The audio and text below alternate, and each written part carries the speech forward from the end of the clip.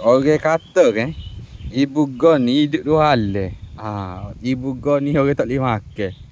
Ya, saya sahabat kena tengok scene ni. Ni, kita buat video ni. Hak ni. Nak mampu ni, dia duduk terarak kan. Mampu dah. Hak ni muka bau boleh hidup. Boleh ni. Hak ni pun lembek dah ni. Hak ni pun lembek dah.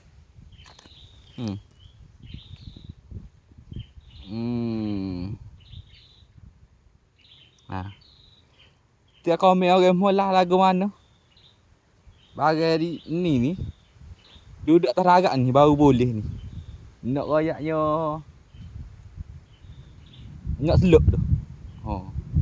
Tapi kalau sahabat kita perhati, kalau way igat dia tubuh dia basah belaka. Sebab apa dia duduk dalam air kan? Dia tak duduk terarak. Dia duduk terarak tu metai nak beki untuk rumah dia. Supaya ibarat macam orang juga. Orang kan, kalau dia duduk terarak memang lama dia boleh hidup. Kalau dia duduk dalam air, boleh hidup metai.